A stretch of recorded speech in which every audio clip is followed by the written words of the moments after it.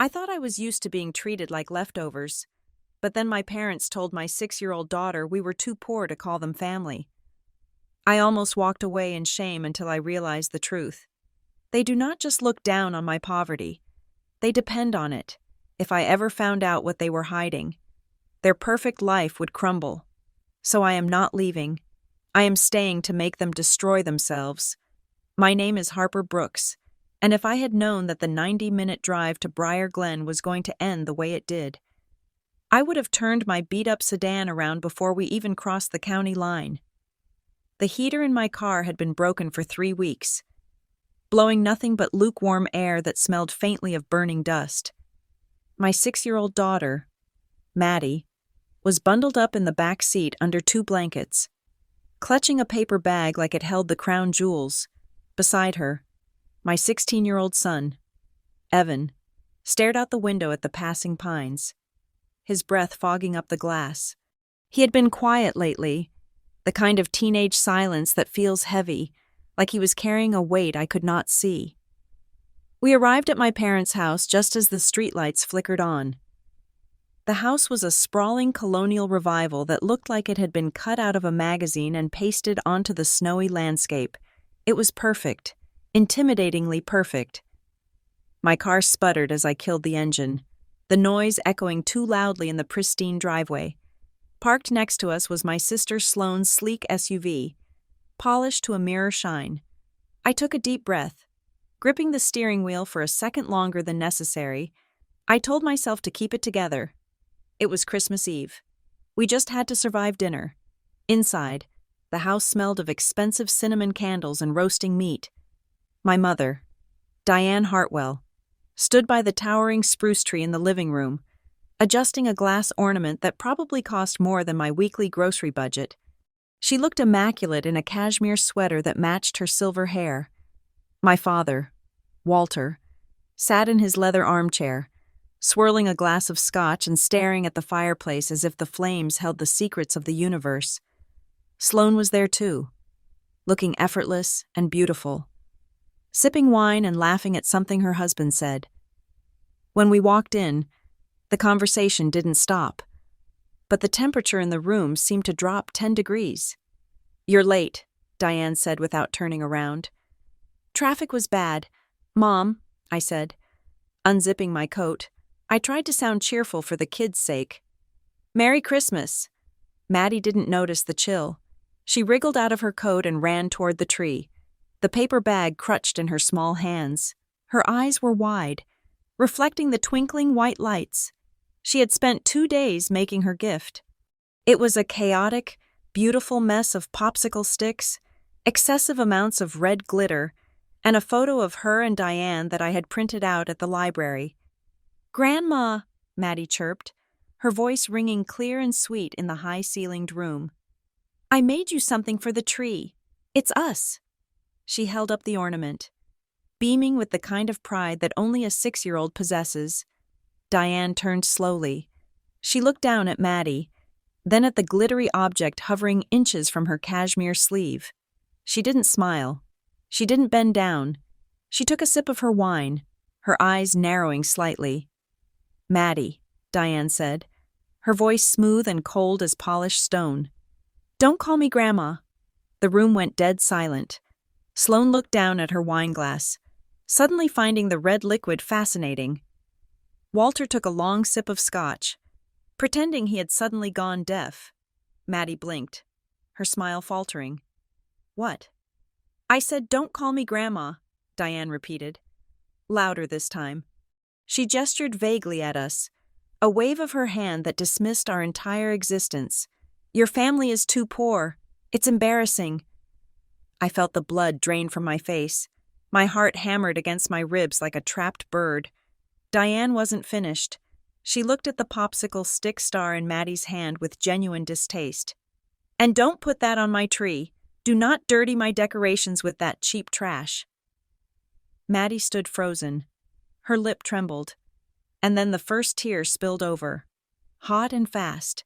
She lowered her hand, the ornament dangling by its yarn loop. I moved before I could think. I crossed the room in 3 strides and scooped Maddie up. pulling her face into my shoulders so she wouldn't see the look on her grandmother's face. I wanted to scream. I wanted to flip the table. But I had spent 30 years learning that emotions in this house were treated as weaknesses to be exploited. I swallowed the lump in my throat, forcing myself to remain calm, though inside, something vital had just snapped. "It's okay, baby," I whispered into Maddie's hair. "It's okay. We're leaving." I expected silence. I expected the usual passive-aggressive dismissal. I did not expect Evan. My son stood up from the sofa where he had been sitting. He hadn't taken off his coat yet. He walked over to where Diane stood. He was taller than her now, lanky but broad-shouldered. He didn't look like a child anymore. "Evan, sit down," Sloane hissed from the corner. Finally speaking up, Evan ignored her. He looked straight at Diane. He didn't yell. His voice was low, leveled, and terrifyingly adult. "I think you should give back what you took," Evan said. Diane scoffed, rolling her eyes. "Excuse me? I don't know what you are talking about, you rude boy." "Yes, you do," Evan said. He took a step closer. "You should fix it. You should give it back before I say it out loud." The change in Diane was instant. The arrogance vanished, replaced by a flash of pure, unadulterated fear. Her face went pale, the rouge on her cheeks standing out like clown paint. She didn't snap back. She didn't demand an apology. Instead, her eyes darted frantically to Walter. "Walter," she breathed, her voice trembling. It was a plea, a cry for help. It was the first time in my life I had ever seen my mother lose control. Walter looked up from his scotch, his eyes wide and alarmed. He started to stand up, his hands shaking slightly. "Now, son, let's not—" "We're leaving," I said, cutting through the tension. I didn't know what Evan was talking about, and right now, I didn't care. I just needed to get my children out of this toxic air before I suffocated. I grabbed Evan's arm with my free hand. "Evan, now!" Evan held Diane's gaze for 1 second longer, a challenge burning in his eyes, before he turned and followed me. We walked out of the living room, past the dining table set with china we weren't welcome to eat off of, and out the front door. The cold night air hit us like a slap. Bracing and clean, I buckled a sobbing Maddie into her car seat. My hands shaking so hard I fumbled with the latch. I slammed the door and got into the driver's seat. Evan slid into the passenger side.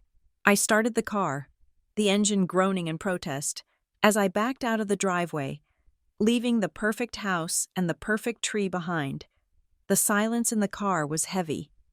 "Mom," Evan whispered. I kept my eyes on the road, blinking back tears of rage. "I'm sorry. Evan, I'm so sorry she said that." "It's not that," Evan said. He pulled his phone out of his pocket. The screen glowed in the dark cabin, illuminating his serious face. "I have something. I went into the office while you were in the bathroom. I took a picture." I glanced at him, then back at the snowy road. The headlights cut through the darkness, illuminating the falling flakes. "What are you talking about?" I asked. "She's not just mean." "Mom," Evan said, his voice hard. "She's scared." I gripped the steering wheel until my knuckles turned white. I thought about the look on Diane's face, the panic, the way she had looked at Walter. My mother had never been afraid of anything, certainly not a 16-year-old boy, unless he knew something, unless he had seen something that threatened the very foundation of her meticulously constructed world. She didn't insult us because we were poor. She needed us to be poor. As we drove through the dark, winding roads back toward our drafty apartment, the realization settled over me like a heavy blanket. This wasn't just family drama. This wasn't just a cruel grandmother. This was a cover-up. And for the first time in years, I didn't feel helpless. I felt dangerous. The silence in our apartment was different from the silence in the car. It was the silence of a bomb that had already detonated, leaving only the ringing in my ears. I laid Maddie down in her bed, tucking the duvet around her small shoulders, and kissed her forehead. She smelled like cold air and faint cinnamon from the candle at my parents' house, a scent that now made my stomach turn. I closed her door softly and walked into the kitchen where Evan was sitting at the small, chipped laminate table. He didn't say anything.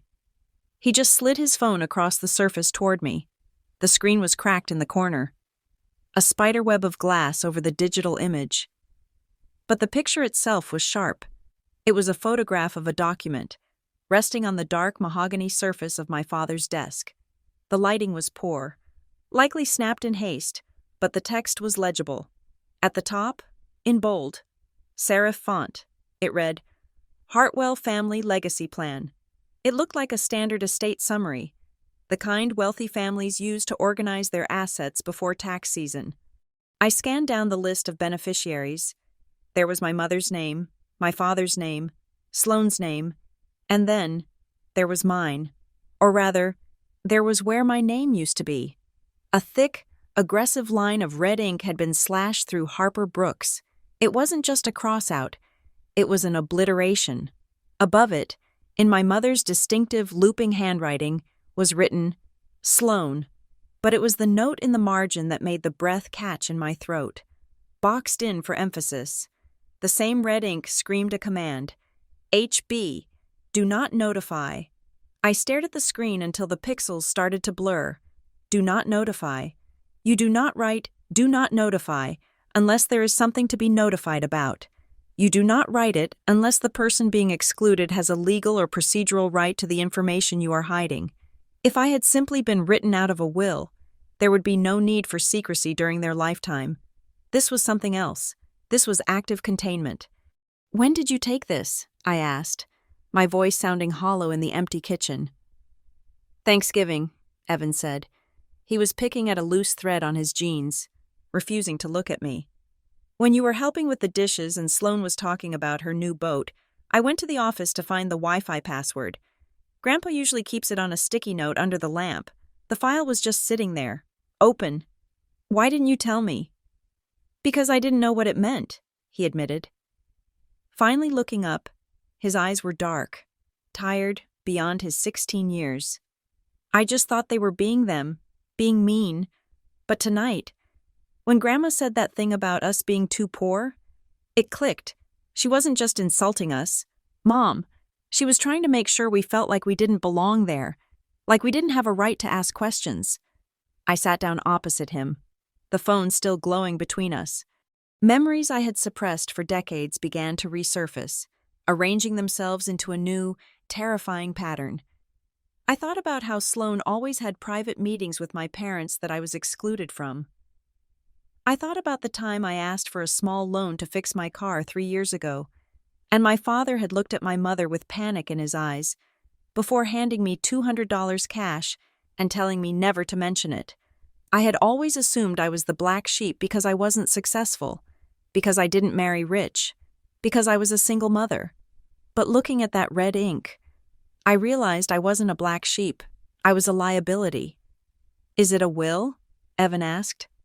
I don't know, I said. It says legacy plan. That could be a trust. It could be an insurance policy. It could be a distribution of assets from a sale. I zoomed in on the image again. The paper looked heavy, expensive, the kind of bond paper used for official legal instruments. Mom, are we going to call them? Evan asked. Are you going to yell at them? I looked at my son. He was ready to fight. He had stood up to Diane Hartwell when I couldn't. But yelling wouldn't work. Yelling was what they expected. They expected Harper the failure, Harper the emotional wreck, Harper who came begging for scraps. If I called them now, screaming about a photo on a phone, they would deny it. They would burn the paper.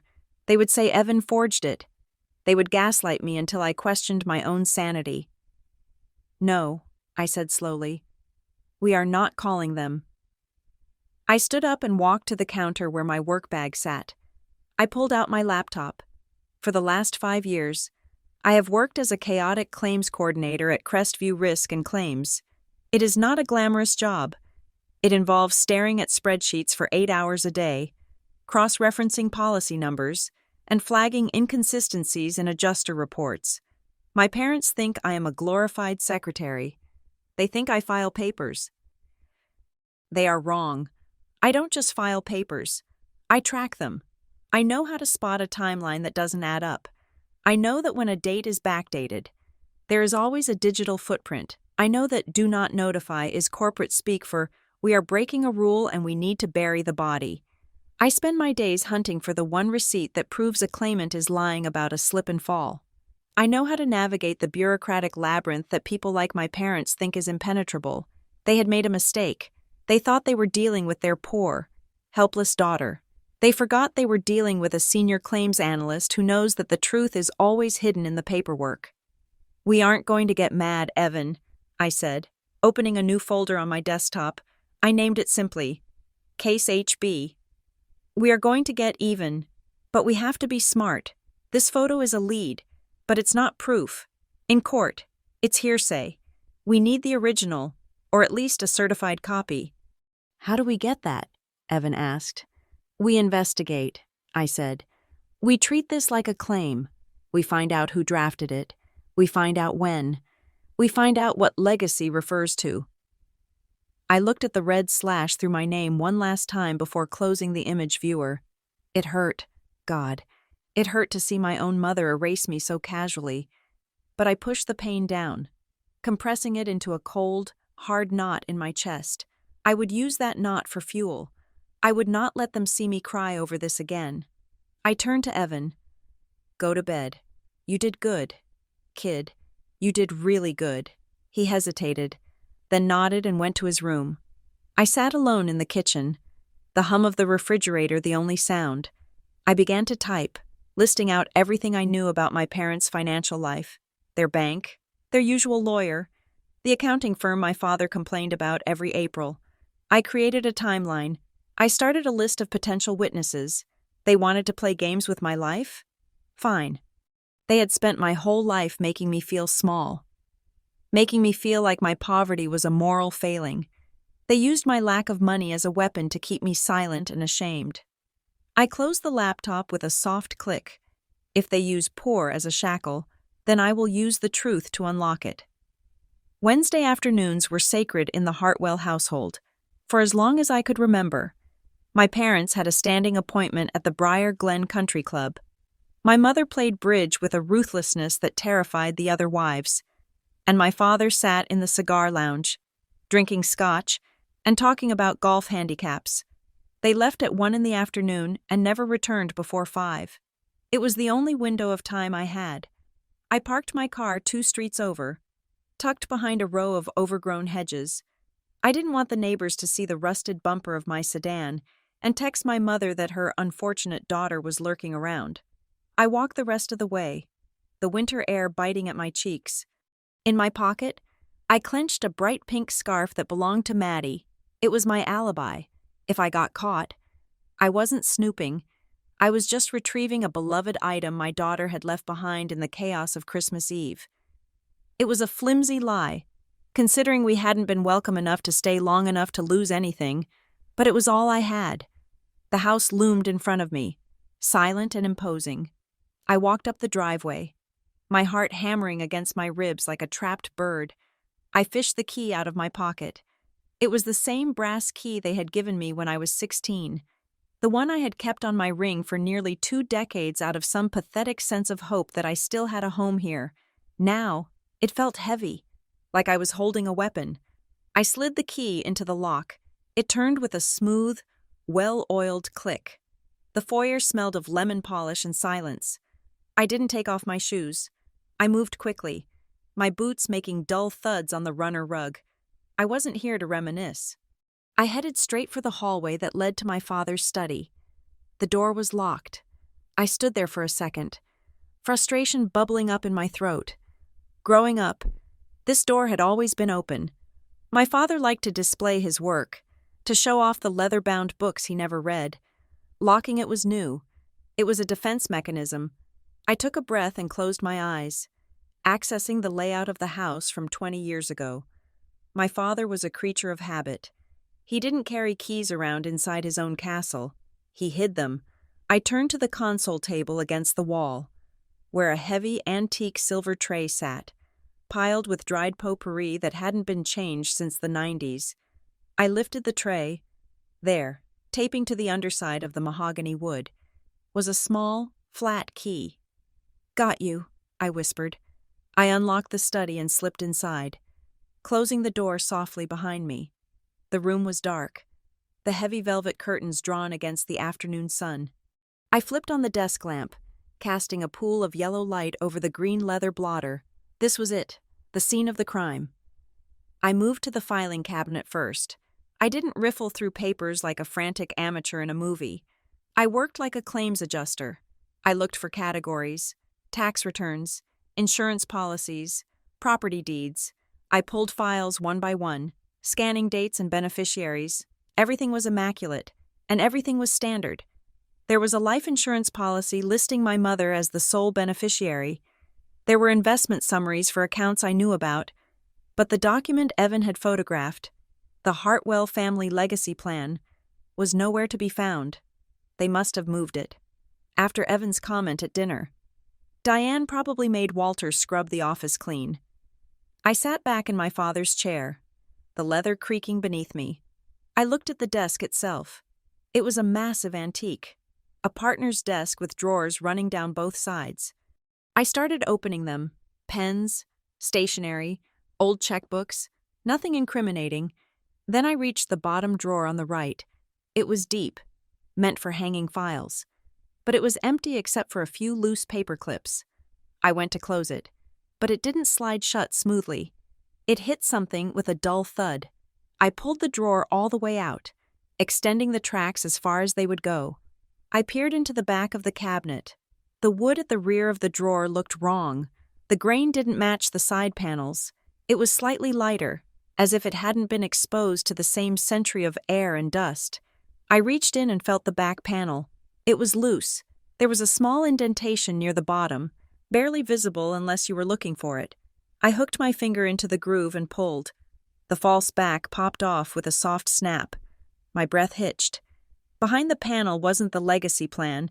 It was a hiding spot that looked like it hadn't been touched in years. Inside lay a thick manila envelope and a black leather-bound notebook. I pulled them out, my hands trembling. The notebook was old, the leather cracked and worn at the corners. I recognized the smell of it immediately. Lavender and old paper. It was the scent of my grandmother, Rose Hartwell. She had died when I was 12, the only person in this family who had ever looked at me without disappointment. I opened the cover. On the first page, in shaky, elegant cursive, was an inscription. "For Harper, when you are ready to know." The words hit me like a physical blow. Tears pricked my eyes, hot and sudden. I wasn't just finding evidence, I was finding a ghost. Grandma Rose had known. She had known something was wrong, and she had left this for me. She had been on my side. I reached for the envelope, intending to open it, when I heard a sound that made my blood freeze, the rumble of a garage door opening. I checked my watch. It was barely 3:30. They weren't supposed to be back for hours. Why were they early? Had someone seen me? Panic flared. Bright and sharp, I scrambled to put the false back into place. Shoving the drawer shut, I grabbed the notebook and the envelope. Clutching them to my chest, I looked around the room. There was no other exit. The window was painted shut. I heard the door from the garage open, footsteps on the hardwood floor. Heavy, tired footsteps. "Diane, I'm just going to get the files." My father's voice echoed in the hallway. He sounded exhausted. I backed up against the desk, my heart pounding so hard I thought he would hear it through the door. I had nowhere to go. I just stood there, clutching Grandma Rose's book like a shield. The doorknob turned, the door swung open, and Walter Hartwell stepped into the room. He was still wearing his coat, his face flushed from the cold or the scotch. I couldn't tell. He looked up, and when he saw me, he stopped dead. He didn't yell. He didn't rage. The color simply drained from his face, leaving him looking gray and old. He looked at me, standing in the pool of lamplight, and then his eyes dropped to the black notebook in my arms. Recognition flashed across his face. It was a look of pure, unadulterated terror. It was the look of a man who had spent 30 years building a dam, only to watch the first crack appear. The silence stretched between us, thick and suffocating. I didn't offer my alibi. I didn't hold up Maddie's pink scarf. We were past lies now. Walter took a step back, his hand gripping the doorframe for support. His voice, when he finally spoke, was a hoarse whisper, stripped of all its usual pomp and authority. "Where did you get that?" My father did not lunge for me. He did not try to snatch the notebook from my hands. Instead, he seemed to shrink inside his expensive wool coat, the air hissing out of him as if he had been punctured. He walked past me, his movements stiff and jerky, and collapsed into his leather chair behind the desk. He looked at the empty drawer, then at me, his eyes wet and terrified. "I asked you a question, Dad," I said, my voice shaking despite my best efforts to sound like the cold, hard adjuster I pretended to be at work. "Why is my name crossed out in red ink? Why does Mom have a file that says, 'Do not notify' next to my name?"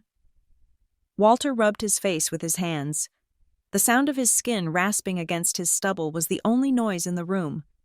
"It is complicated. Harper," he said. It was the same excuse he had given me for 30 years whenever I asked why I couldn't go to the same summer camp as Sloan, or why my college fund was empty while hers was overflowing. "No," I said, stepping closer to the desk. "It is not complicated. It is math. It is paperwork. I see paperwork all day. It is either right or it is fraud. Which is it?" He looked up at me, and for the first time, I saw the man behind the father figure. He wasn't the strong patriarch I had feared as a child. He was a weak man, a man who had traded his spine for a comfortable life. "Your mother," he started, then stopped. He reached for a glass of water on the desk, his hand trembling so violently that the water sloshed over the rim, darkening the green leather blotter. "She was always afraid you would find out." "Find out what?" I demanded. "That you hate me? That I'm an embarrassment because I don't drive a Mercedes?" "No," the word burst out of him, sharp and pained. "Not that. Never that. I love you, Harper." "You have a funny way of showing it," I said. I held up the black notebook. "Grandma Rose didn't think it was complicated. She left this for me. What is in here, Dad? What is in the envelope?" Walter closed his eyes. "Rose never liked Diane. You know that. She thought your mother was grasping. When Rose died, she left a specific trust, a legacy fund. It was substantial. It was meant to be split evenly between you and Sloan." I felt a cold numbness spread through my limbs. And your mother was the executor," Walter whispered. "She said it was better if we managed it for you. She said you weren't ready, that you would waste it." "I was 12, I said. "Of course I wasn't ready then, but I am 32 now. Where is it?" Walter didn't answer. He turned away, reaching for a stack of files on the corner of his desk, perhaps looking for a distraction, or maybe a drink, but his hands were still shaking. He knocked the stack, and a cascade of papers slid off the polished wood and scattered across the floor between us. He froze. I froze, lying on top of the pile. Face up was a document that looked older than the others. It was yellowed at the edges. It wasn't a bank statement. It was a medical document, a genetic report, and a photocopy of a vital record. I knelt down before he could stop me. "Harper, don't," he pleaded. But he didn't move from his chair. He didn't have the strength to stop me. I picked up the paper. It was a DNA analysis from 30 years ago, attached to a photocopy of a birth certificate. I scanned it, expecting the cliché. I expected to see that Walter wasn't my father. I expected to see that I was the product of an affair. But Walter was listed as the biological father. Diane was listed as the biological mother. The biology wasn't the lie was the name. On the birth certificate copy, my name was listed, but the date of registration was 4 months after my actual birthday, and in the section for legal status of child, there was a complex, bureaucratic notation referencing a private petition for amended record. I looked closer at the legal notes stapled to the back. It was a correspondence from a lawyer to my parents, dated shortly after I was born, regarding the chaotic nature of the filing. since the original birth record was suppressed to hide the date of conception prior to the marriage license. The reissued certificate is technically a secondary filing, under the strict terms of the Hartwell Family Trust created by Rose Hartwell. Beneficiaries must be issue of the marriage with valid its primary vital records. The current status of the child, Harper, effectively renders her ineligible unless the original. Suppressed record is unsealed. I read it twice, then 3 times. They hadn't just stolen my money, they had stolen my existence. My parents had conceived me before they were married, a sin in their high society circle at the time. To hide the shame, they had messed with my birth records, delaying the registration to make it look like I was born in wedlock, but in doing so, they had created a legal loophole. According to Grandma Rose's strict, old-fashioned trust terms, the Harper on the fake birth certificate didn't qualify as a legitimate heir, and instead of fixing it, instead of admitting they had lied about their wedding date and unsealing my real birth certificate, they had chosen to keep the lie. They had chosen to keep me illegitimate on paper so they wouldn't look bad at the country club. "You traded my future for your reputation," I said. My voice was barely a whisper. I stood up, the paper crinkling in my fist. Walter looked at the floor. "It was only supposed to be temporary, until the scandal passed, but then the money was sitting there, and if we fixed your papers, the timeline would come out. Everyone would know we lied about the wedding date. Your mother, she couldn't handle the humiliation. So she humiliated me instead," I said. "She called me poor. She treated me like dirt, all to hide the fact that you two were the ones who broke the rules." "There was an agreement," Walter said weakly. "Diane made everyone swear, even the lawyer. We thought it would be easier if you just didn't expect anything." "Easier for you," I said. I looked at the man sitting in the chair. He wasn't a father. He was a co-conspirator. I didn't scream. I didn't throw the lamp. I felt a strange, icy calm settle over me. I had what I needed. I had the notebook. And now, I knew where the bodies were buried. I tucked the old yellowed document into the notebook and held it tight against my chest. "I am leaving now, Dad," I said, "and I'm taking this with me." "Harper, please," Walter said, finally looking at me. "If you show that to anyone, it will destroy your mother." I looked him dead in the eye. "That," I said, "is entirely the point." I turned and walked out of the study, the sound of my boots heavy on the floor, leaving the door wide open behind me.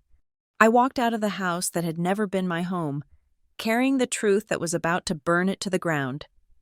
I spent the next 48 hours consuming the notebook my grandmother had left behind. It was not a diary in the traditional sense. It was a ledger of suspicion. Rose Hartwell had been a sharp woman, sharper than my parents gave her credit for, and as her health declined, her paranoia, or rather, her intuition, had sharpened. Her handwriting, shaky and spider-like in blue ballpoint ink, detailed specific dates when she requested financial summaries from my mother, only to be given excuses. But the entry that stopped my heart was dated 3 months before she died. "Diane is moving papers again."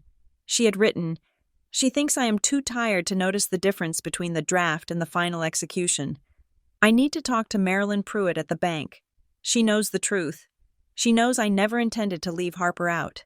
Marilyn Pruitt." The name was taped to the inside back cover on a yellowed business card. Marilyn Pruitt, Senior Trust Officer, First National of Briar Glen. The bank had been bought out twice since then, and the number was disconnected.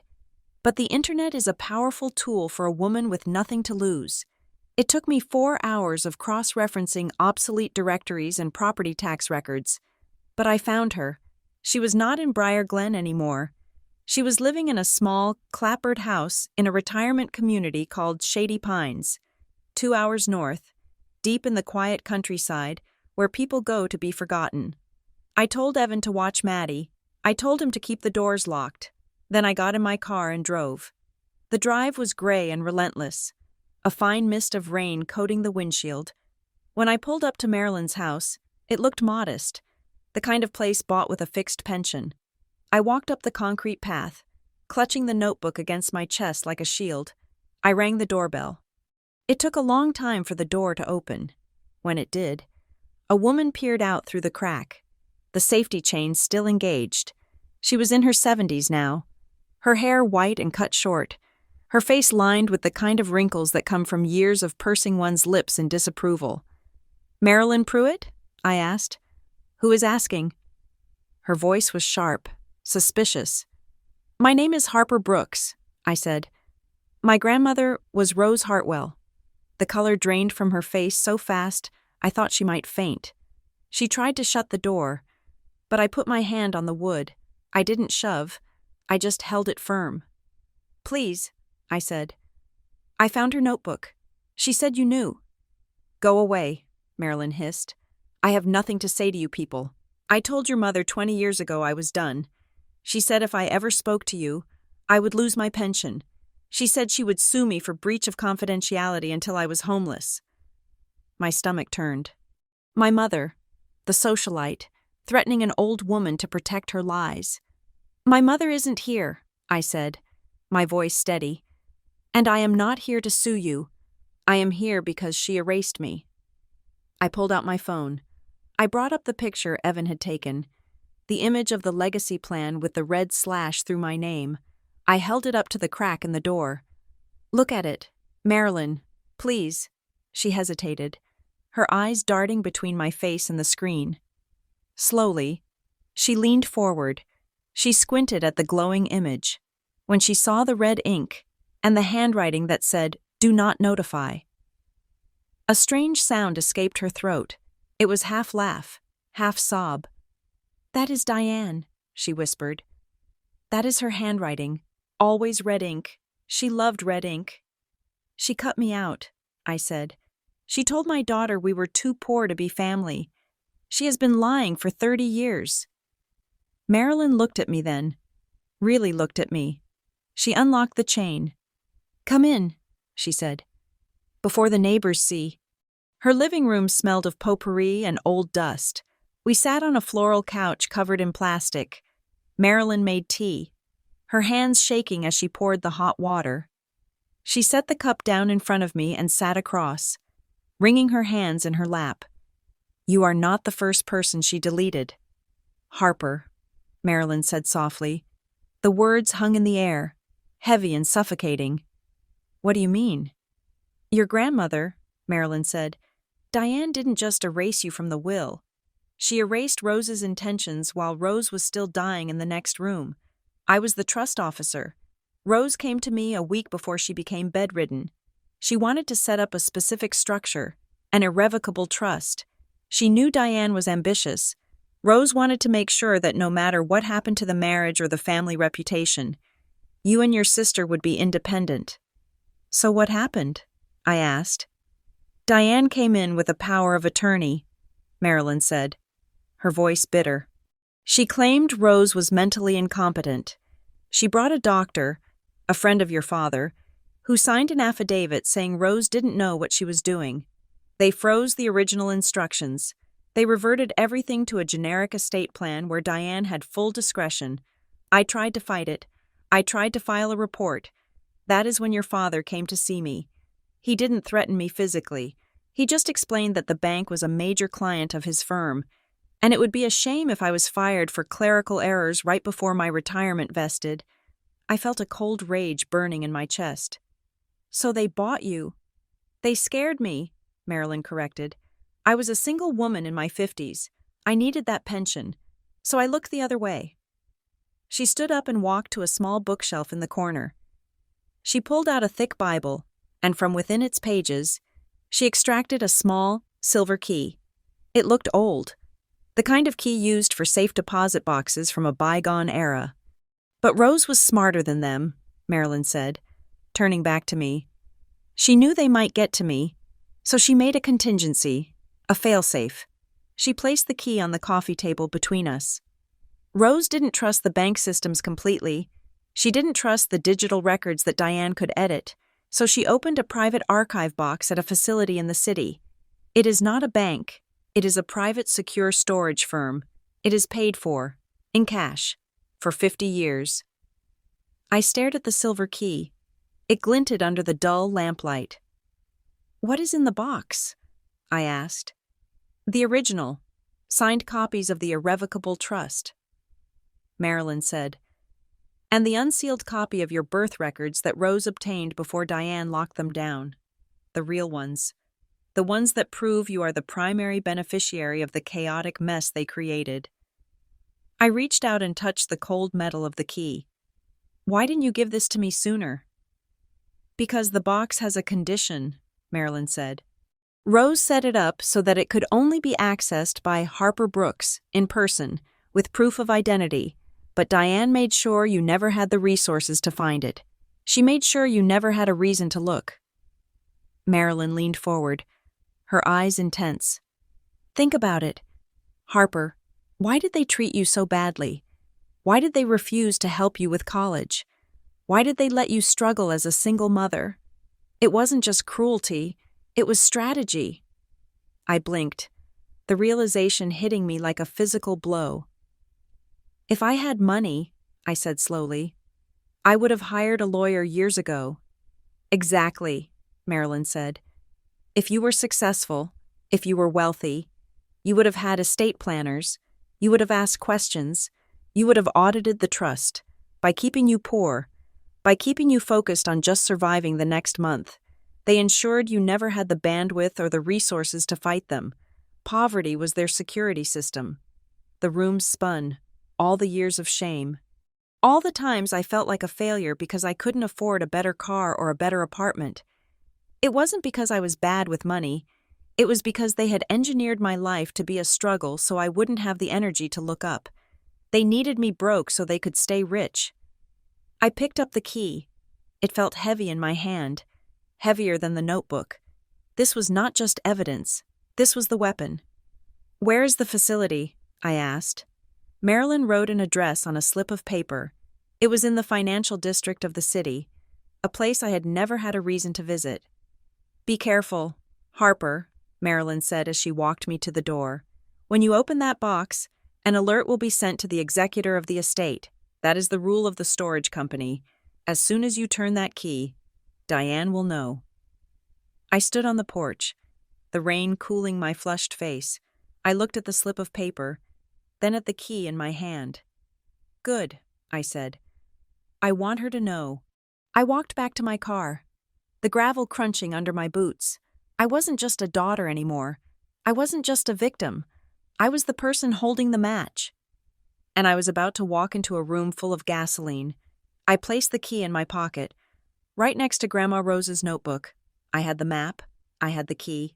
Now, all I had to do was prove I was who I said I was, and the whole empire would come crashing down. I sat across from Marcus Benton at the Benton and Lyle Advocacy Group, a small firm tucked away on the third floor of a brick building downtown. It was not the kind of high-rise glass tower my parents' lawyers occupied, but it smelled of old coffee and hard work, which I trusted more. I had laid everything out on his desk: the black notebook, the copy of the altered birth record, and the photograph Evan had taken of the legacy plan. Mister, Benton adjusted his glasses, looking at the photo of the red-slashed document. This is compelling, Ms. Brooks, he said, his voice gravelly. But in a court of law, a photograph of a document on a phone is not a smoking gun. It is hearsay. It is a digital file that the defense will claim was doctored. We need the original. We need the paper with the ink still wet, or at least a certified forensic copy. I have a key, I said, reaching into my bag. I have the location of the archive box. Good, he nodded. But we have to be strategic. The moment you access that box, if what you say is true, the executor is notified. If we do not have our filing ready to drop the second that box opens, your mother could file an emergency injunction to seal the contents before we can catalog them. We need to build a case for probable cause first. We need a timeline. I went home and turned my kitchen table into a war room. For 3 nights, I did not sleep. I used my skills from Crestview Risk and Claims to construct a timeline that spanned 30 years. I started with the date of Grandma Rose's death. 2 days later, there was a withdrawal from her primary account for administrative restructuring. 1 week later, my mother bought a new car. I tracked every major financial event in my life against my mother's interference when I was 18 and got into a state university. My financial aid paperwork went missing in the mail. My mother had insisted on mailing it for me. I had to take a gap year, during which I worked at her friend's boutique for minimum wage. When I was 24 and found a decent apartment, the landlord suddenly rejected my application after a reference check. My mother was my only reference. I had to move back home for 6 months, paying her rent that was higher than the market rate. It was a pattern. Every time I tried to gain independence, a financial or administrative disaster struck, forcing me back under her thumb. They hadn't just neglected me, they had actively sabotaged me to keep me needy. I was in the middle of highlighting a bank transfer from 2005 when the doorbell rang. It was a courier. He didn't smile. He handed me a thick, heavy envelope and asked me to sign. I tore it open in the hallway. It was on heavy, cream-colored stationery with the letterhead of a terrifyingly expensive law firm. Cease and desist order. I read the legal jargon, my hands shaking. Diane Hartwell was accusing me of harassment, defamation of character, and, most twisting of all, attempted elder abuse. The letter claimed I had illegally entered her home to steal sentimental items and was using fabricated stories to extort money from my aging parents. It threatened a restraining order that would keep me 500 yards away from them. She wasn't waiting for me to sue. She was striking first. She was painting the narrative before I could even open my mouth, to the world. I wasn't the victim.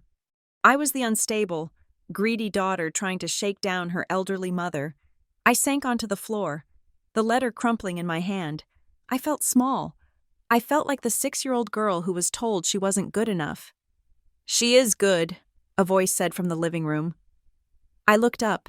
Evan was standing there, reading the last page of the letter which had drifted to the floor. "She is scared," Evan corrected himself. "This is a panic move. Mom, look at the date.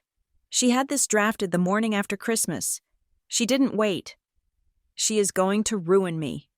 "Evan," I said, fighting back tears. "She has better lawyers. She has money. She is going to make me look like a criminal." Evan sat down next to me on the floor.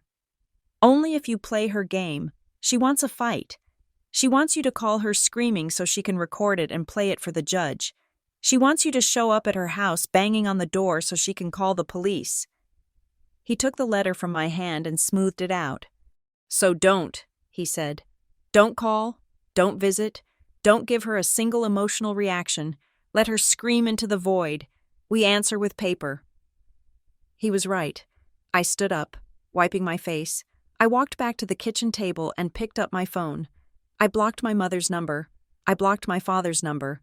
I set up an auto-reply on my email that simply said, "Please direct all future correspondence regarding the Hartwell estate to my legal counsel. Mr. Benton, I was done being the daughter. I was the plaintiff. I spent the next day scanning every receipt, every email, every birthday card that contained a passive-aggressive check.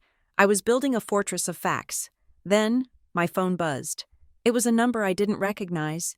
I hesitated, then answered. "This is Harper. Harper. It's me." The voice was breathless, ragged. It was Sloane, my perfect sister, the golden child, the one whose name was written in red ink over mine. "I can't talk to you." "Sloane," I said, my finger hovering over the end call button. My lawyer said, "Shut up and listen," Sloane hissed. She sounded like she was hiding in a closet. "You have to stop digging. You don't know what she is like right now. She is destroying things. Harper, she is shredding files in the office. She burned hard drives in the fireplace last night." I froze. "What?" "She knows you took the notebook," Sloane whispered. Dad told her. "She is scrubbing everything. She told me that if I helped you, she would make sure I lost custody of the twins. She said she would ruin my husband's practice." I gripped the phone. For years, I had envied Sloane. I thought she was the princess in the tower. Now I realized she wasn't the princess. She was the prisoner. She had the money. Yes, but she had paid for it with her freedom. She was just as terrified of Diane as I was. Sloan, I said, keeping my voice low. If she is destroying evidence, that is a crime. If you know about it and you don't say anything, you are an accessory. I can't, she sobbed. She pays for everything, the house, the school fees, the club memberships. I have nothing in my own name. She made sure of it. It was the same trap, different cage, same lock. You can help me, I said. You don't have to testify. You just have to tell me where she moved the money. I know she moved it recently. The timeline doesn't match. There was a long silence on the other end. I could hear Sloan breathing, terrified. She created a shell company, Sloan whispered, the words rushing out. 3 weeks ago, she called it Rosewood Holdings. She is moving the liquid assets there so they don't show up in the main trust if you audit it. Thank you, I said. Harper, Sloan said, her voice trembling. She isn't going to stop. She would rather burn the money than let you have it. Let her try, I said. I hung up. I looked at my timeline. I picked up a red pen, my mother's favorite color, and wrote Rosewood Holdings at the very end of the list. I wasn't scared anymore. The cease and desist letter lay on the floor. Forgotten. My mother thought she was fighting a war of intimidation. She didn't realize she was fighting a war of documentation, and I had just been given the coordinates to her bunker. I picked up the phone to call Mr. Benton. Get the paperwork ready, I said. We are filing for an emergency freeze on an entity called Rosewood Holdings, and then I am going to open the box. The text message from Sloan had been brief. Starbucks on Route 9, 20 minutes, come alone. It was a roadside stop, the kind of place where truckers and tired commuters grabbed caffeine on their way to somewhere else. It was neutral ground. When I walked in, the smell of burnt coffee and sugary pastries hit me. I scanned the booths. Sloan was sitting in the far corner, away from the windows. My sister has always been the picture of curated perfection. Even at 8 a.m. on a school run, she usually looked like she had just stepped out of a salon. But the woman sitting in that booth looked like a stranger.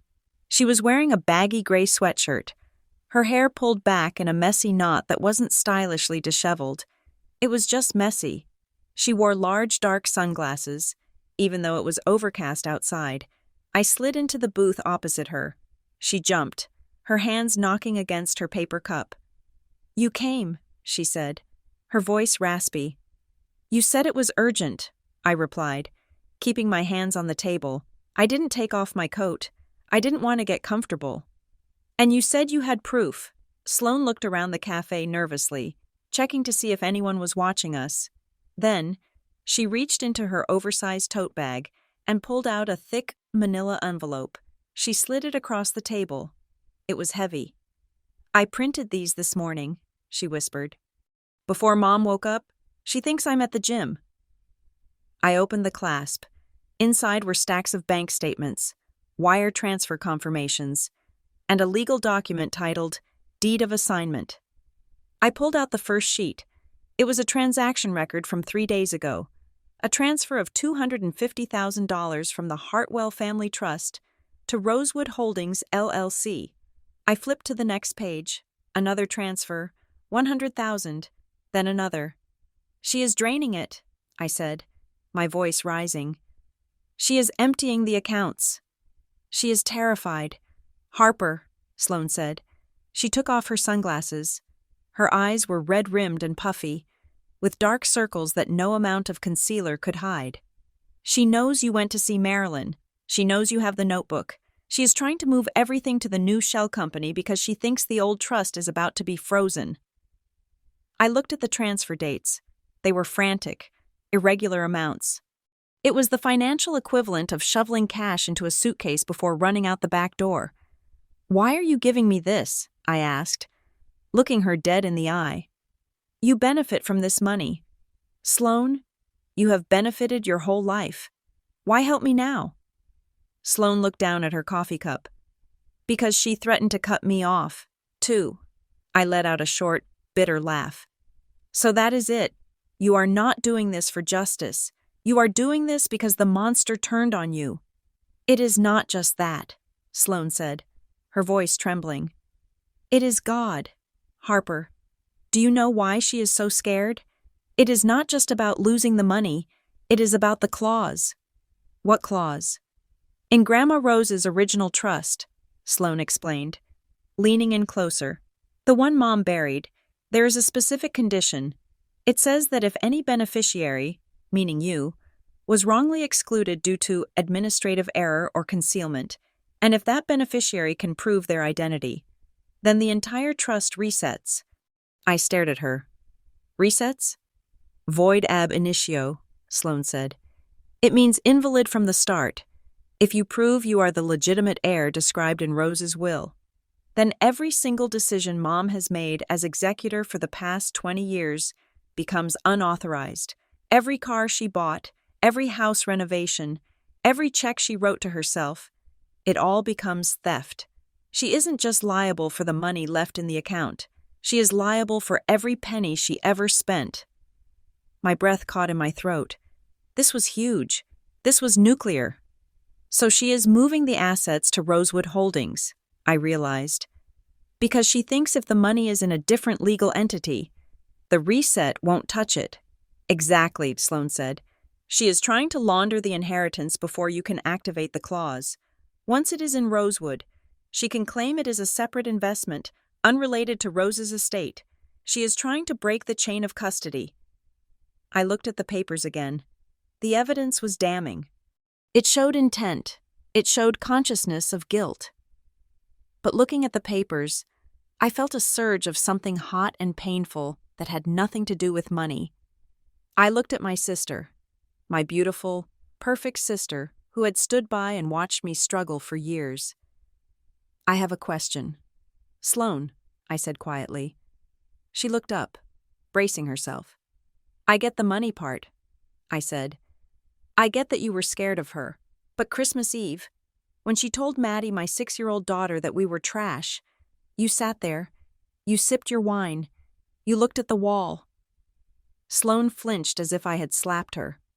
Why? I asked, my voice cracking. I don't care about the bank accounts right now. I care about that. Why did you let her break my daughter's heart? Sloane started to cry. Silent, ugly tears that ran down her cheeks. Because I am a coward, she whispered. Because she has owned me for so long. Harper, I don't know how to be a person without her approval. I have a big house and a husband and 2 kids, and none of it is really mine. She paid for the house. She got my husband his job. If I stood up to her, if I defended you, she would take it all away. I watched her do it to you. I was terrified she would do it to me. So you sacrificed us, I said. Yes, Sloane admitted, and I hate myself for it. I saw Maddie's face. I saw how much she loved that stupid ornament, and I saw Mom just crush her. That was it for me. Harper. I went home and I couldn't sleep.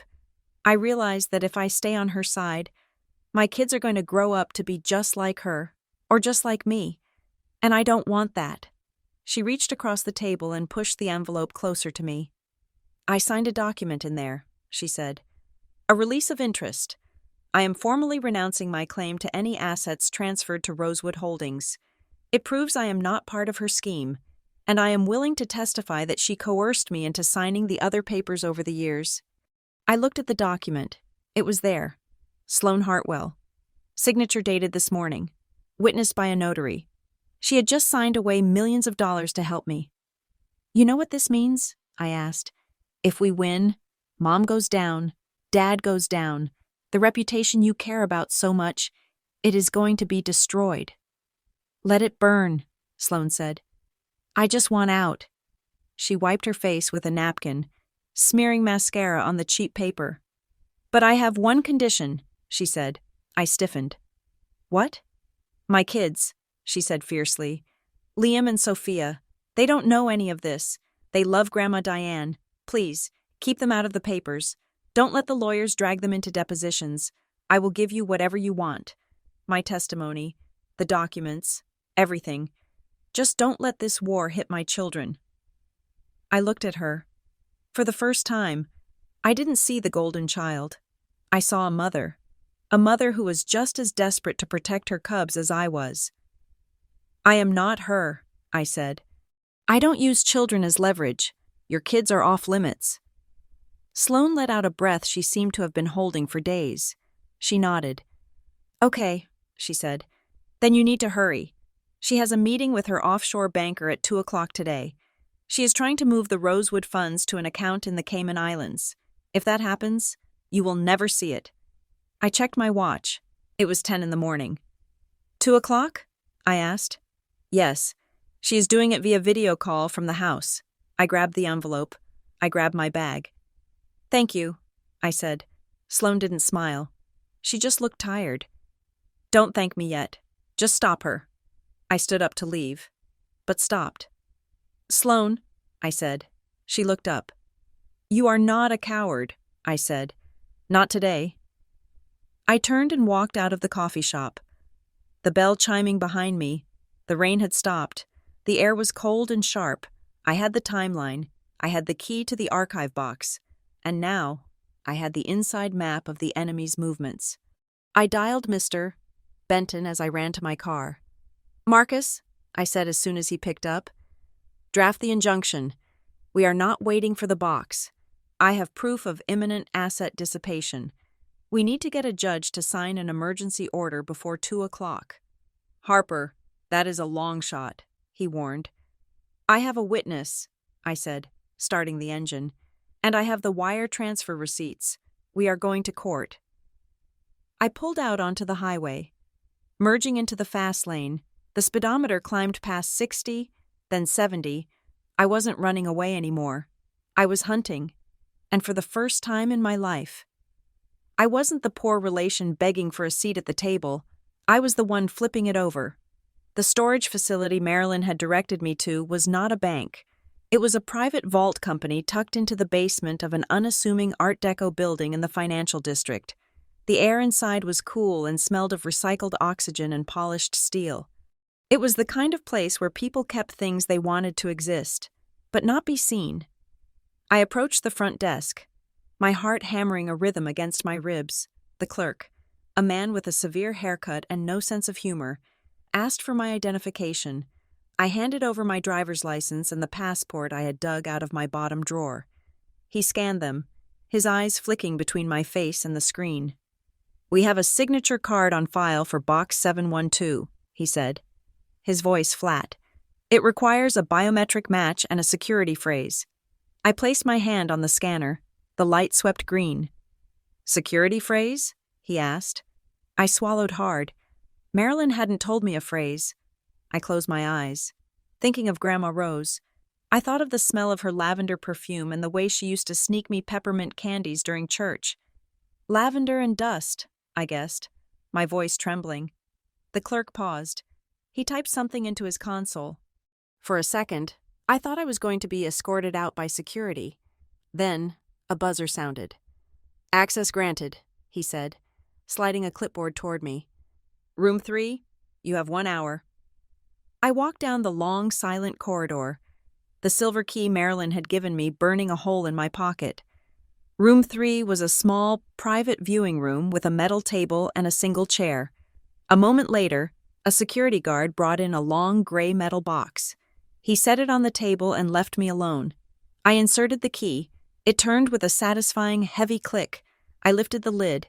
Inside, there was no gold, no jewelry. It was just paper. But to me, it was worth more than a diamond mine. I lifted out the stack of documents.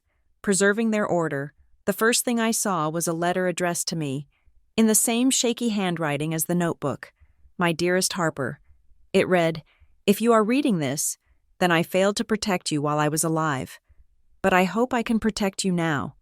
I set the letter aside, my vision blurring. Beneath it lay the original trust instrument. It was thick, bound in blue paper. I flipped through the pages, my finger tracing the legal jargon until I found the distribution clause. It was clear. It was absolute.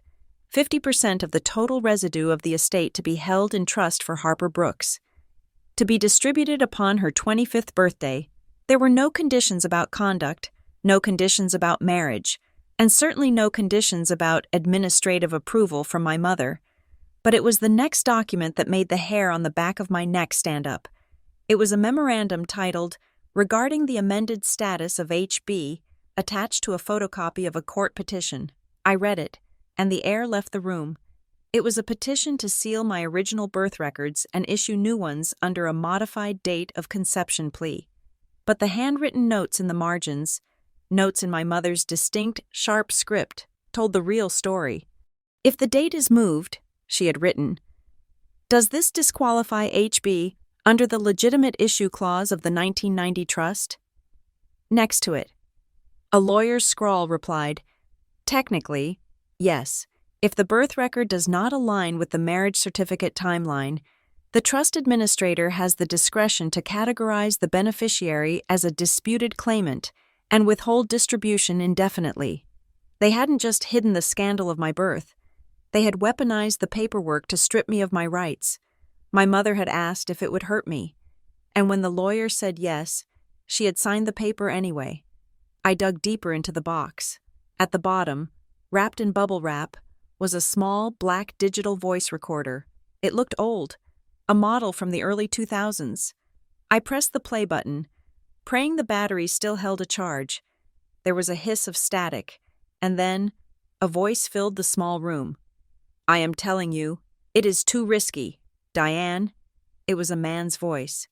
I recognized it vaguely. Mr. Collins, the family's old accountant who had died 10 years ago. "It is not risky if she never asks," my mother's voice cut in. It was younger, sharper, but unmistakably her. "She is a child. Arthur, she doesn't know how to read a balance sheet." "She will grow up," Collins argued. "She will get a lawyer." And then, my mother said the words that I would never forget, the words that rewrote my entire history. "She won't get a lawyer, Arthur, because lawyers cost $500 an hour, and as long as Harper never has the money to hire someone to check the papers, we are safe. We keep her tuition low. We keep her rent high. We make sure she is always worried about groceries, and she will never have the time or the energy to worry about trusts." I clicked the stop button. The silence in the room was deafening. I sat there, staring at the gray wall. All those years I thought I was just unlucky.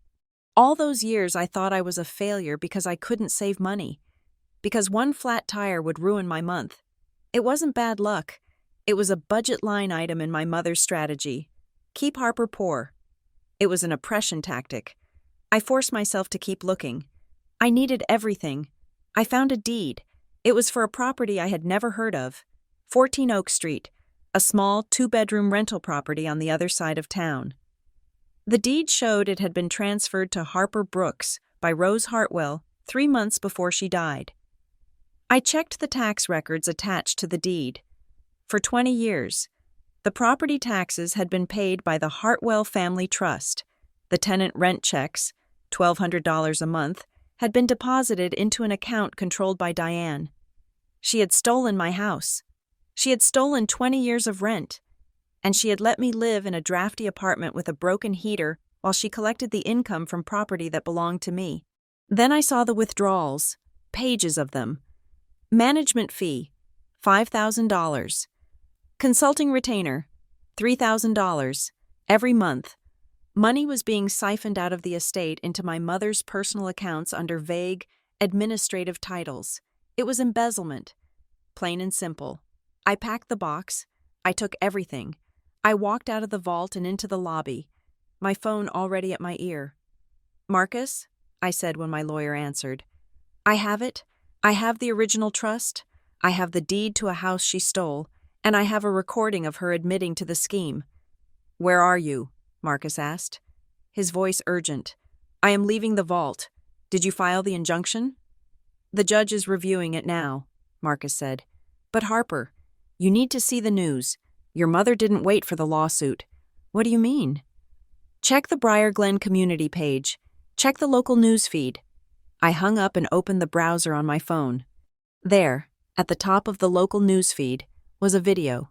It was my mother, standing on her front porch, looking frail and devastated. She was wearing a modest cardigan, wiping a tear from her eye. "It breaks a mother's heart," she was saying to the camera. "You try to do everything for your children, But my daughter Harper has always struggled with stability, and now she is attacking us. She is demanding money that doesn't exist. She has been harassing us, threatening us. The headline underneath read, "Local philanthropist Diane Hartwell, victim of elder abuse attempt." She was playing the victim card. She was using her reputation as a pillar of the community to paint me as the villain before the first court document was even unsealed. I felt a surge of nausea. People were commenting, "How terrible. Kids these days. Poor Diane." I got into my car, tossing the box onto the passenger seat. I looked at the comments again. They called me greedy. They called me unstable. Then, I looked at the background of my phone. It was a picture of Maddie, smiling with chocolate on her face. Diane Hartwell thought she could shame me into silence one last time. She thought that if she turned the town against me, I would retreat to my corner and hide. She thought I was still the daughter who desperately wanted her approval. But she was wrong. I started the car. I wasn't doing this for me anymore. I wasn't doing this for the house, or the money, or the apology I would never get. I was doing this so that when Maddie grew up, she would know that her mother didn't let the bad guys win just because they were loud. "You can lie to the cameras." "Mom," I whispered to the empty car. "But you can't lie to the judge." I put the car in gear and drove straight to the courthouse. The courtroom in the county courthouse smelled of floor wax and stale coffee, a scent that did little to mask the tension hanging in the air. My mother, Diane Hartwell, sat at the defense table looking smaller than I had ever seen her. She was wearing a soft, pastel cardigan that I had never seen her wear before, likely purchased specifically for this occasion to soften her sharp edges. She dabbed at her dry eyes with a tissue, playing the role of the heartbroken matriarch to perfection. Her lawyer, a man named Sterling who cost $600 an hour, opened with a narrative that made my stomach turn. "Your Honor," Sterling said, his voice dripping with faux sympathy, "this is a case of a troubled young woman, Harper Brooks, who has unfortunately struggled with financial instability her entire life, lashing out at the parents who have only ever tried to protect her. This petition to freeze assets is nothing more than a shakedown based on paranoia and forged documents." For a moment, I saw the judge, a stern woman with glasses perched on her nose, look at me with skepticism. I felt the familiar burn of shame, the old feeling that I was the problem, the mess, the disappointment. Then Marcus Benton stood up. He didn't use flowery language. He didn't use emotion. He used the box. "Your Honor," Marcus said, placing a heavy stack of files on the bench, "we are not here to discuss feelings. We are here to discuss arithmetic, and the arithmetic of the Hartwell estate does not add up." He walked the court through the timeline I had built. He showed the date of Grandma Rose's death. He showed the immediate transfer of assets. He showed the deed to the house on Oak Street, the house that legally belonged to me but had been generating income for my mother for 20 years. "This is not paranoia," Marcus said, holding up the deed. "This is theft. The plaintiff, Harper Brooks, is the legal owner of a property that has generated over $280,000 in rental income since 2006. Not 1 cent of that money ever reached her." Diane's lawyer objected, claiming the funds were held in care for my benefit. "Then why?" Marcus countered. "Was the money used to pay for Mrs. Hartwell's country club dues?" The courtroom murmured. Diane stiffened, her tissue balling up in her fist. "I call Marilyn Pruitt to the stand," Marcus announced. The doors opened, and the elderly woman I had met in Shady Pines walked in. She looked terrified, clutching her purse, but she walked straight to the stand. When she swore to tell the truth, she looked directly at Diane. "Ms. Pruitt," Marcus asked, "did you oversee the original trust drafting for Rose Hartwell?" "I did," Marilyn said, her voice shaking but clear. "Rose wanted 50% of her estate to go to Harper Brooks directly, no conditions, no oversight by Diane." "And why was that not executed?" "Because Diane Hartwell threatened me," Marilyn said. The courtroom went silent.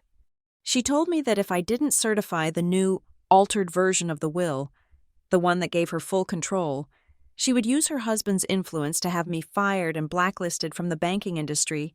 I was 58. I needed my pension, so I stayed quiet. Sterling tried to cross-examine her, asking if she had proof of these threats, implying she was senile, but Marilyn didn't break. "I don't need proof of the threat," she snapped. "I have proof of the original document. It is in the box." Then came the blow that Diane didn't expect. "I call Sloane Hartwell Miller," Marcus said. Diane's head snapped toward the back of the room. She looked at Sloane, her eyes widening in genuine shock. She had assumed Sloane was still under her thumb, still bought and paid for. Sloane walked to the stand. She looked tired, but she didn't look at our mother. She looked at me.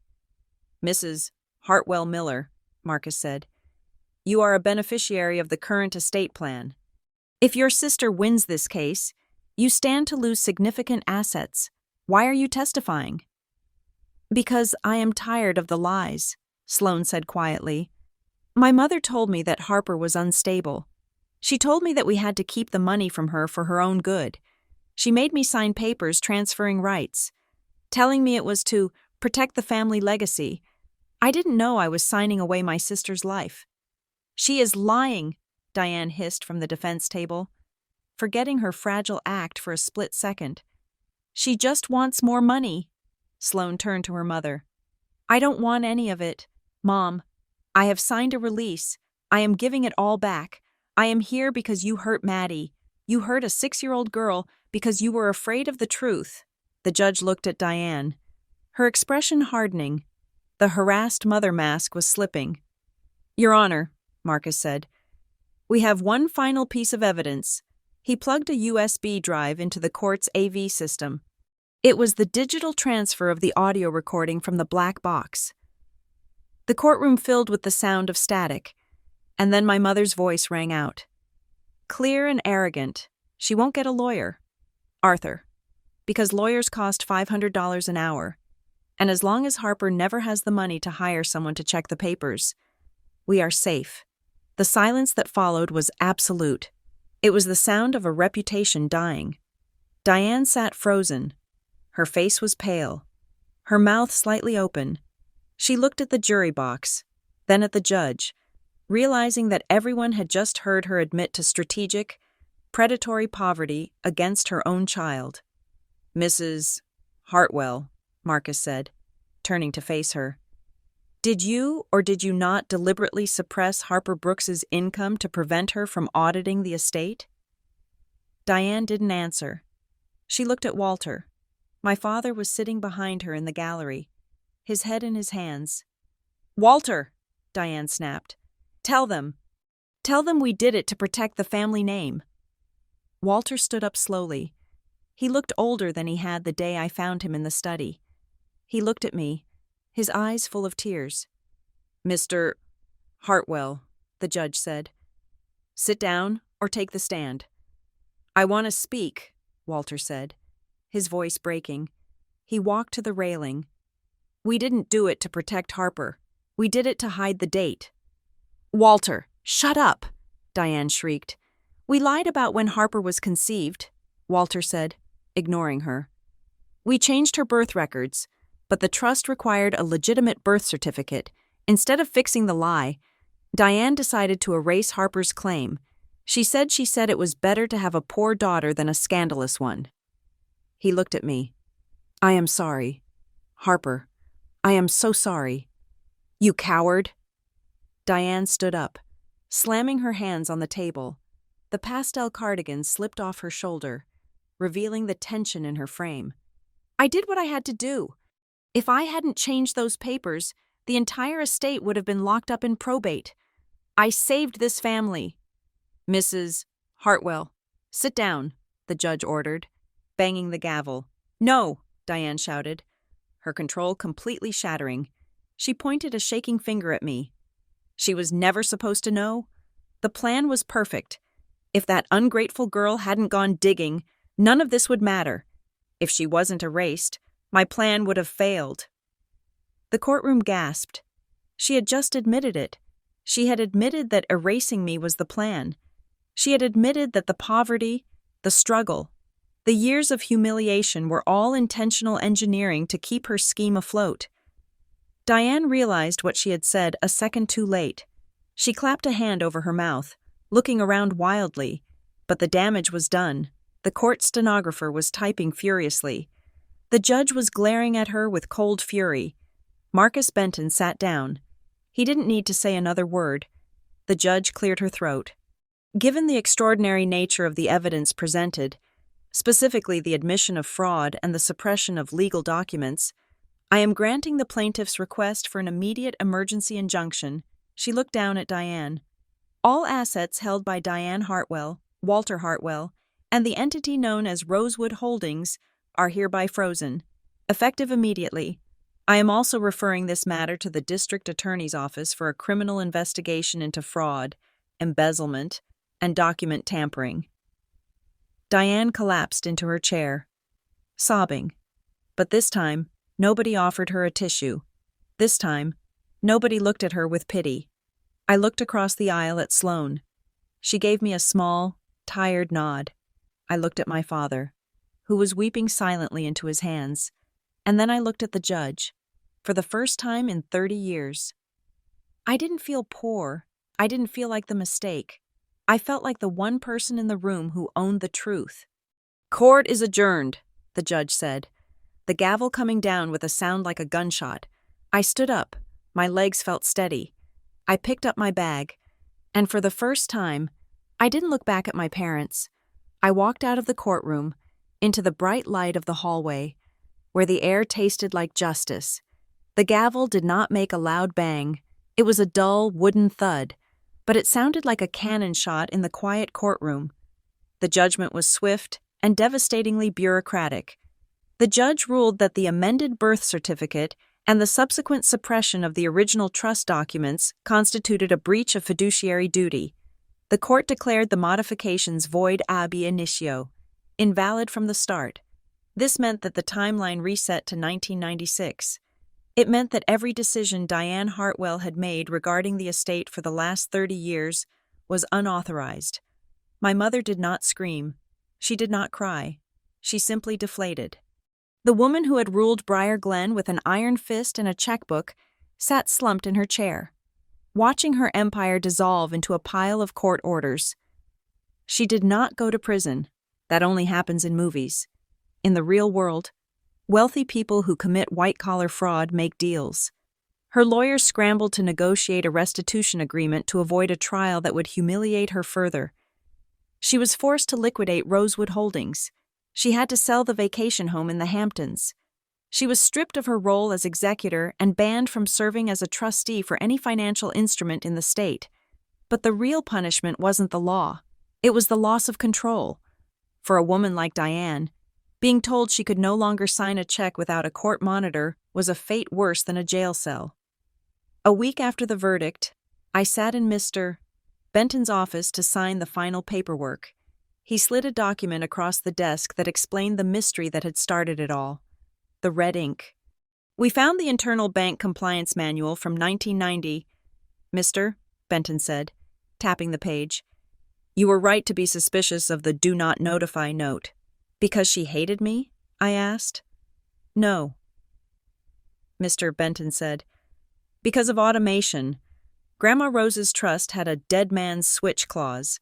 If the primary beneficiary, you, was ever formally notified of the trust's existence, the bank's computer system would automatically lock the account and send a duplicate of the original file to a state auditor for verification.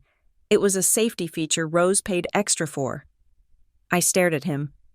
"So the red ink, it wasn't just a note to her secretary," he explained.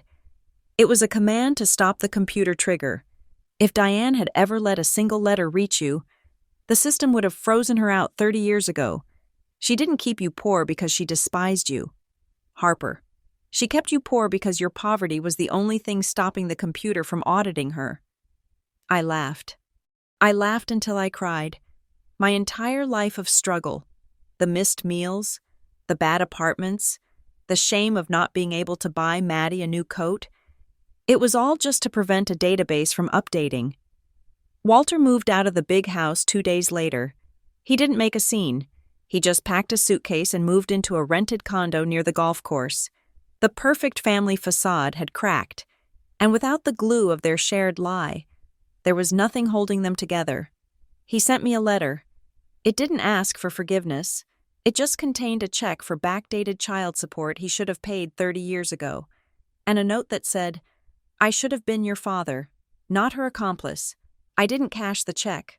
I framed it. I wanted to remember the cost of his silence. I didn't keep the millions for myself. I kept enough to fix my car and buy a winter coat that actually zipped up. But the bulk of the restitution went into 2 irrevocable trusts, one for Evan and one for Maddie. I sat at my kitchen table, logging into the new accounts. I typed in the reference note for the deposits. The truth money. Evan looked over my shoulder. "You could buy a Ferrari, Mom." "I could," I said, closing the laptop. "But I would rather buy you the freedom to never have to ask anyone for anything ever again." We moved out of the drafty apartment. But we didn't move into a mansion. We moved to 14 Oak Street, the small 2-bedroom bungalow that Grandma Rose had left me. It had been rented out by my mother for years, but now it was empty. It needed paint. The floors creaked. The garden was overgrown. But when I unlocked the front door, it smelled like potential. It smelled like mine. Sloane came to visit on a Tuesday. She didn't drive her SUV. She took a cab. She looked lighter. Somehow, without the weight of Diane's expectations pressing on her shoulders. She stood on the porch, holding a box. "I didn't know what to bring," she said awkwardly, "so I brought pizza." "Pizza is good," I said, stepping aside to let her in. Maddie was in the living room, coloring on the floor. When she saw Sloane, she stiffened. She remembered Christmas Eve. She remembered the silence. Sloane put the pizza down and sat on the floor, right next to Maddie. She didn't try to hug her. She just looked at the drawing. "I am sorry about the ornament, Maddie," Sloane said softly. "It wasn't trash. It was beautiful, and I should have said so." Maddie looked at her with the skepticism only a child can muster. "Grandma said we were poor." "Grandma was wrong," Sloane said, her voice catching. "You were never poor, honey. You were just waiting for your mom to go get what belonged to you. It wasn't a movie ending. We didn't braid each other's hair, but we ate the pizza." And Sloane laughed when Evan made a joke about Grandma's new court-appointed budget monitor. It was a start. That night, after everyone had left, I sat on the back porch of my new house. The air was crisp. I took out a piece of stationery, the expensive kind my mother used to use, and wrote one final thing. It wasn't a lawsuit. It was a thank you note. "Dear Mother, you spent 30 years trying to teach me that I was nothing without your money. You thought that by starving me of resources, you would break me, but you made a mistake. You didn't break me. You trained me. You taught me how to survive on nothing. You taught me how to stretch a dollar, how to endure humiliation, and how to fight when my back was against the wall. You gave me the very tools I used to destroy you. I am not keeping the money because I am greedy. I am keeping it because I am a mother, too. And unlike you, I will use it to build a shield for my children, not a weapon against them. Don't worry about the do not notify clause anymore. Consider yourself notified. Harper." I dropped the letter in the mailbox. I didn't care if she read it. I didn't care if she burned it. It wasn't for her. It was for me. I walked back inside. Maddie was asleep on the couch, wrapped in a blanket that didn't smell like dust anymore. She stirred when I walked in, her eyes fluttering open. "Mommy?" she whispered. "I am here, baby," I said, stroking her hair. "Is Grandma coming back?" "No," I said firmly. "She isn't," Maddie smiled. A sleepy, content smile. She reached out and grabbed my hand, squeezing it tight. "That's okay," she murmured, closing her eyes again. "You are my whole family anyway." I looked at my daughter, sleeping peacefully in a house that we owned, protected by a future that no one could erase. I thought about the fear that had ruled my life for so long. I thought about the red ink. I thought about the cold walk to the car on Christmas Eve. My parents told my 6-year-old she wasn't good enough because of a number in a bank account. They thought that poverty was a stain that would wash us away. So I rewrote the ledger. I took back my name. And I made sure that in this town, nobody would ever mistake kindness for weakness again. Thank you so much for listening to this story. I hope Harper's journey gave you the same satisfaction it gave me to write it. Please comment down below, telling me where you are listening from. I would love to hear your thoughts on the ending. Don't forget to subscribe to the Lily Revenge Stories channel, like the video, and smash that hype button so more people can hear the truth.